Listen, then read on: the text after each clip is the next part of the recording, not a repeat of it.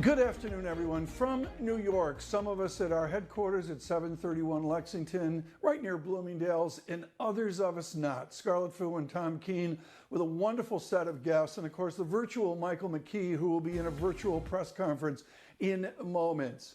In the field of economics, there's people that are always excellent at mathematics, and then there's the truly excellent. I spoke with Randall Krosner of Chicago in the Booth School earlier today. He's one of those people. And another one is Narayana Kocherlakota, of course, the president at the Minneapolis Fed and now at the University of Rochester. And he has been extremely aggressive about a Fed that needs a different and better dynamic. He joins us now. Professor Kocherlakota, you have said that this Fed must be more aggressive. What is the next step for Chairman Powell? Hi, Tom. Yeah, thanks for having me on. I think that the Fed should really contemplate going negative with interest rates. I think that would send a powerful message about their willingness to be supportive of their price stability and employment mandates. Obviously there's a limited amount of room you can go negative because eventually banks and others will substitute into cash. But I think there is some room to go negative, 25, 50 basis points below zero.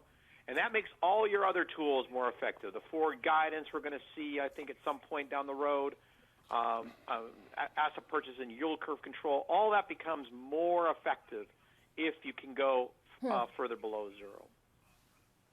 All right, well, we've seen Europe, we've seen Japan go further below zero, and it really hasn't done what they wanted. In Japan's case, the country then moved to yield curve control. Now, we know the Federal Reserve has telegraphed yield curve control as an option. What's the risk from the Fed just moving to targeting yields now and skipping over the going to negative interest rates?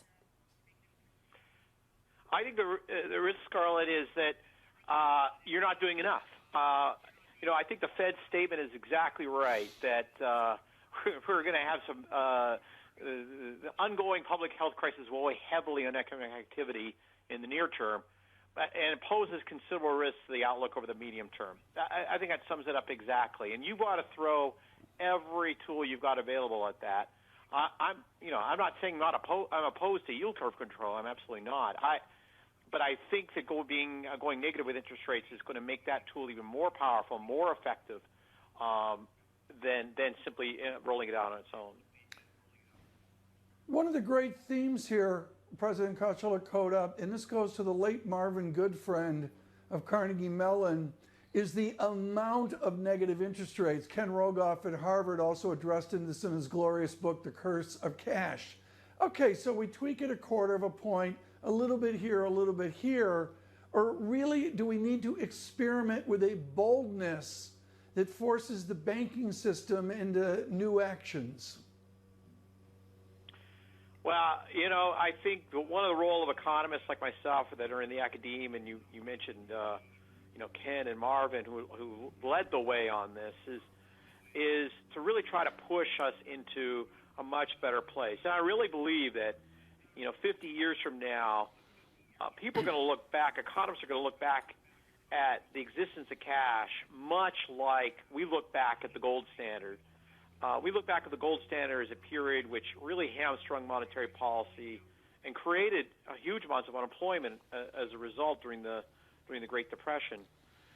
That same people are going to look back at the existence of cash and the zero lower bound and the inability to go much below zero with interest rates in the same way as hamstringing the ability of central banks to provide sufficient support to the economy and thereby creating far excessive unemployment and robbing people of their jobs. Professor Kocherlakota, you were out front in suggesting that the Federal Reserve cut interest rates before they actually did between meetings. I just wonder, with this idea of negative interest rates, are you in communication with anyone on the FOMC? Is there any slice of the members of the FOMC that's open to the idea of negative interest rates in any meaningful proportion? So I'm certainly not in communication with the FOMC, except hopefully they're watching right now. No, but beyond that, no. I think it's more. what I learned during my time as a policymaker is that, I was a hawk for a while and then I became a dove, but I could never be dovish enough. There's always this force within you as an economist that's pushing you towards being a hawk, to be concerned about inflation, or concerned about keep putting too much accommodation out there, too much monetary policy out there. And what I learned in my time at the Fed is never be concerned about that. So right now, I think I think the Fed is concerned about going negative.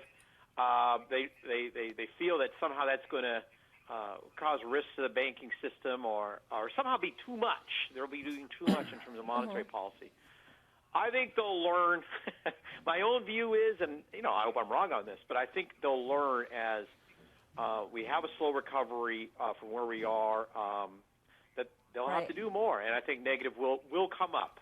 I don't think it's going to come up. I'm sure it didn't come up this meeting. I bet it might not come up at the next meeting, but down the road, I think it will come up because I think they'll need it. All right, Narayana Kocherlakota, professor of economics at University of Rochester, former Minneapolis Fed president. You can never be dovish enough. All right, we are awaiting, of course,